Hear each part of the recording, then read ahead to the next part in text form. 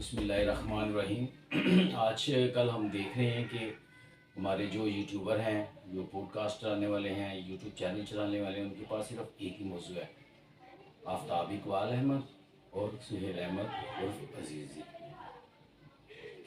हमने देखा कि सोशल मीडिया पे सुहेल अहमद की बहुत ट्रोलिंग हुई है और लोगों ने बड़ा ज़बरदस्त क्रिटिसाइज़ किया सुहेल अहमद को। कुछ लोगों ने आफ्ताब इकबाल को भी क्रिटिसाइज़ किया। कुछ यानी कि दो फरीक बन गए हैं पाकिस्तान में इस वक्त।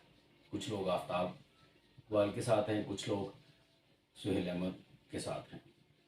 लेकिन इस सारे सिनेरियो में बहुत से मतलब और मुफाद परस्त लोग हमने देखे हैं जो अपना चैनल या अपने चैनल की रेटिंग के लिए दोनों में मज़ीद लड़ाई करवा रहे हैं। अभी जैसे मैं ताहिर मीर सरवर साहब का, ताहिर सरवर मीर है शायद उनका नाम, शोबिस के सहाफ़ी हैं, रिपोर्टर हैं, वो प्रोग्राम भी शायद करते हैं।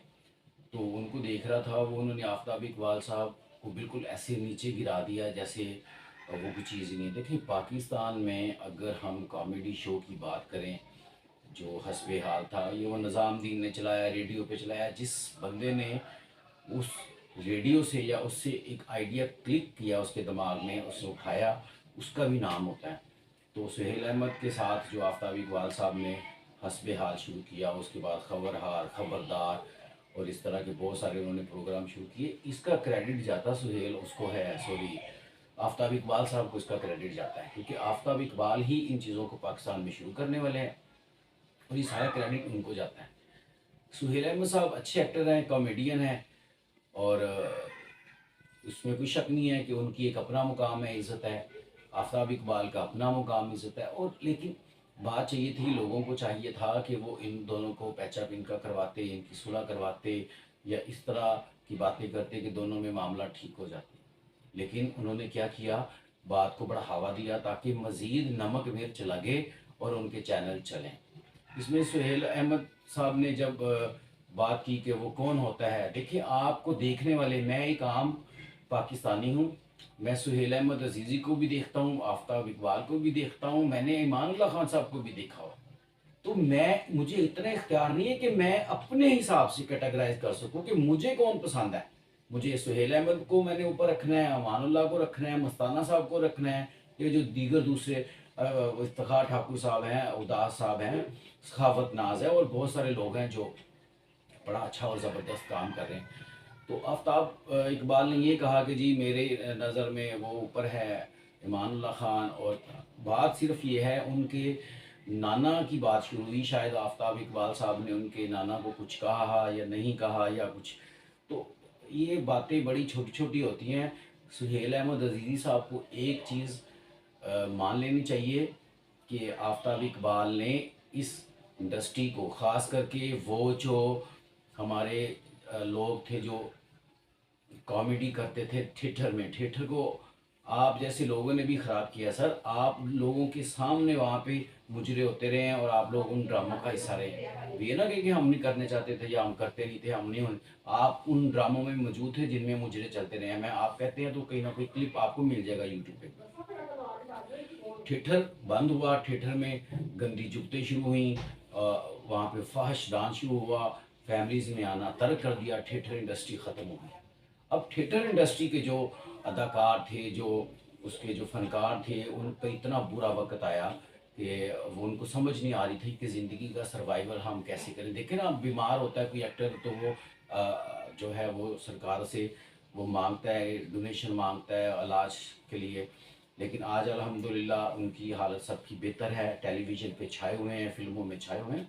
उसका क्रेडिट कहीं ना कहीं आफ्ताब साहब को जाता है, क्योंकि उन्होंने सबसे पहले शुरू किया कि स्टेज अदाकारों को उठाया और टेलीविज़न सेटों पे ला। आज हर चैनल पे आपको स्टेज अदाकार, हालांकि बहुत सारे भोंडी जुगतें करते हैं, बहुत सारी फजूल बकवास भी करते हैं जो कि फैमिलीज भी नहीं सुन पाती, बिल्कुल मुरासपुना करते हैं, ठीक है।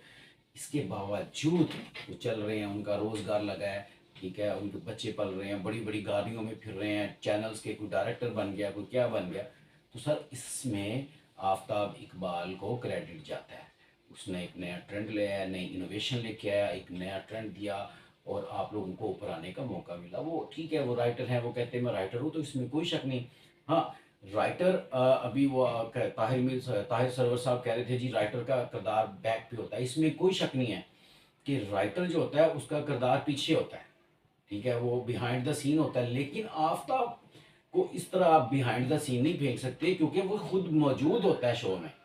वो राइटर के साथ साथ एक तरह से वो एंकर एक्टर भी बन जाता है। तो भाईजान वो उसमें फिर आपने डिवीजन करनी है ना कि आफ्ताब इकबाल बैठा है, सखावत नाज बैठा है, सुहेल अहमद बैठा है, मानुल्लाह खान साहब बैठे हैं, फलाना बैठा है, टिमकाना बैठा है, और उनमें आपने आफ्ताब इकबाल को भी गिनना है।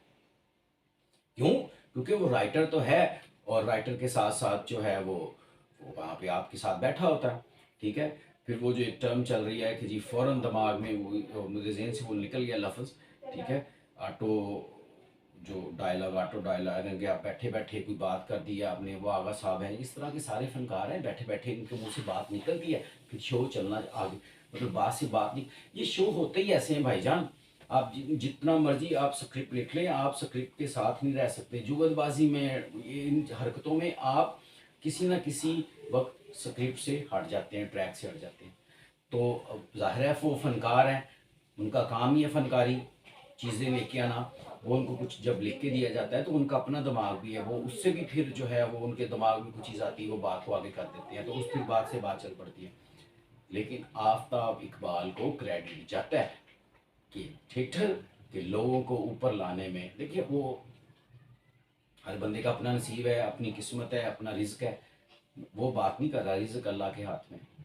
लेकिन क्रेडिट जाता है कि कौन बंदा ने कितनी एफर्ट की है। इस हवाले से आफ्ताब इकबाल की एफर्ट सबसे ज़्यादा है, और आप सब लोग मिलके आफ्ताब के पीछे पड़ गए हो, उसको डिग्रेड कर रहे हो। ये बात नहीं, ऐसे नहीं होता। जो क्रेडिट जिसको जाता है, देखिए सुहेल अहमद और आफ्ताब का ना मुकाबला बनता नहीं है।